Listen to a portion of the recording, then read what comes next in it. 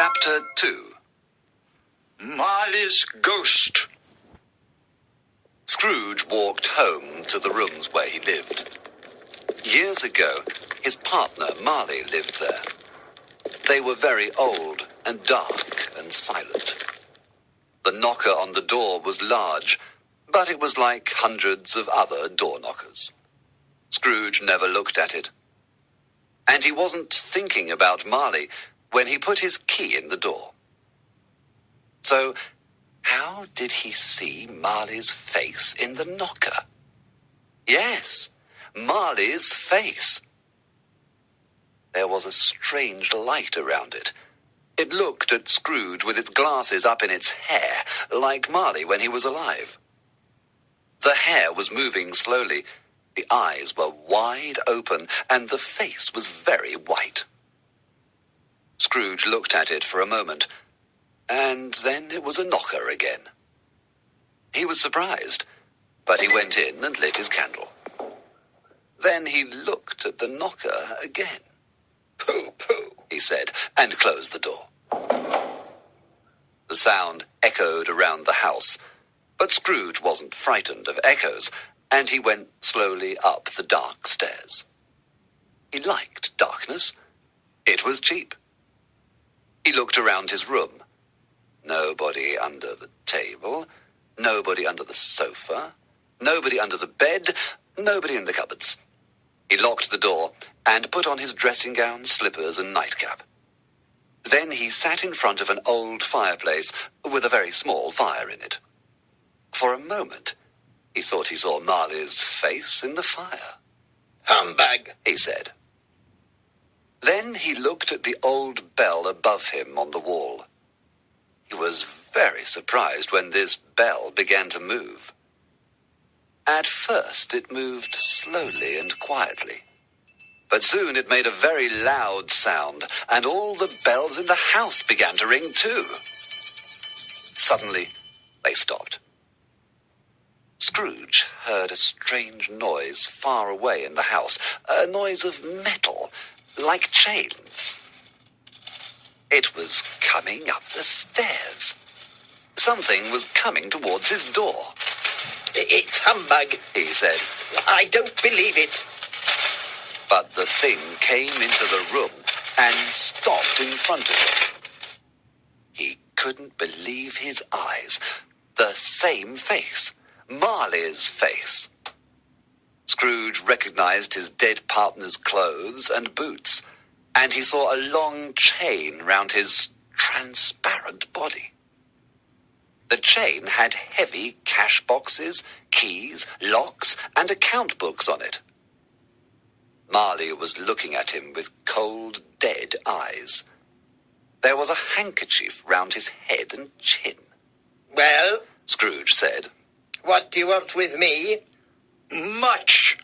It was certainly Marley's voice. "Who are you?"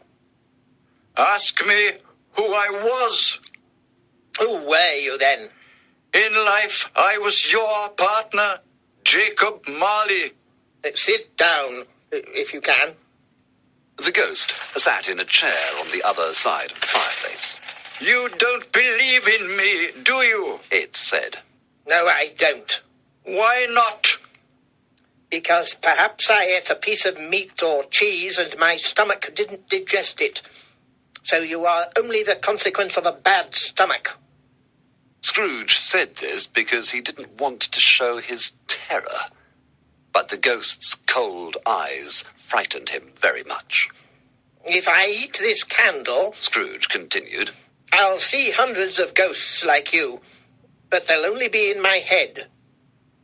Then the spirit gave a terrible cry, Ah! and it shook its chain with a tremendous noise. Scrooge trembled, and then he fell out of his chair with horror when the ghost took off the handkerchief and its chin dropped on its chest. "Help!" He cried with his hands on his face. "Oh, why are you here, terrible spirit?" Do you believe in me or not? "Yes, I do. I must." Scrooge replied. "But why do you come to me?" If a man's spirit stays away from other people while he is alive, it must walk through the world after he is dead. But it cannot share the happiness of living people. And again the ghost shook its chain with a sad cry. Why are you wearing that chain? Scrooge asked, trembling. Because I made it when I was alive. I stayed away from other people. I didn't try to help them. I never loved anybody. I loved only money. So I made this chain for myself, and now I must wear it.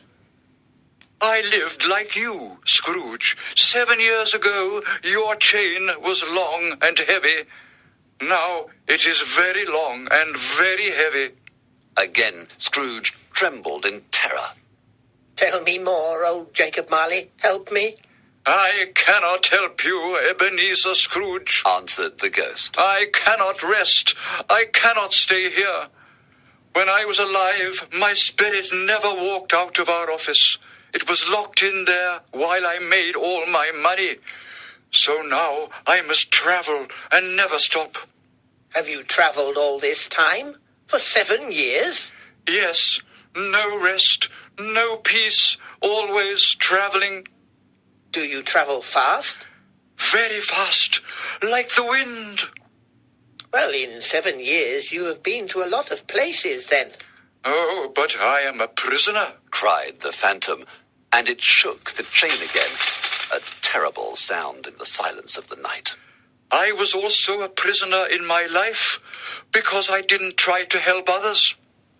But you were a good man of business, Jacob. Scrooge was thinking of himself, too. Business? What was my business? My business was people. My business was charity. My business was love.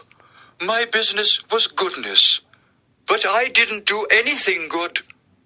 I lived with my eyes closed. I didn't see the poor and hungry people in the streets. But now I must go. Listen. I'm listening, Jacob, Scrooge said. I am here tonight to tell you something. There is still hope for you, Ebenezer. You still have a chance. You were always a good friend, Jacob. Thank you. You will see 3 ghosts. Scrooge looked frightened. Are they the hope and the chance you spoke about, Jacob? Yes. Well, I don't want to see them. You must. If you don't want to be like me, you must. The first spirit will come at 1 o'clock tomorrow morning. Can't they all come at 1 o'clock and finish it quickly, Jacob? The second will come on the next night at the same time. The third will come on the night after that when the church bell strikes 12 midnight. You will not see me again. Remember my words. Then the ghost put the handkerchief round its head and began to walk towards the window. It asked Scrooge to follow. But when the window opened, Scrooge stopped. He was very frightened because he could hear a great noise of crying outside. The air was full of ghosts. They were moving quickly here and there, and they all wore chains like Marley's ghost. Their cries were very sad. There was one old ghost with a big metal box of money on a chain. It was unhappy because it couldn't help a poor woman and her baby out in the cold, foggy night without a home. Marley's ghost went out into the night. In a moment it was with the other ghosts, and all of them disappeared. Scrooge closed the window and went to the door. It was locked. Did Marley's ghost really come through a locked door? Bah! He said. And he began to say, but stopped. He didn't want to say it now. It was late, and he was tired. So he went to bed and fell asleep immediately.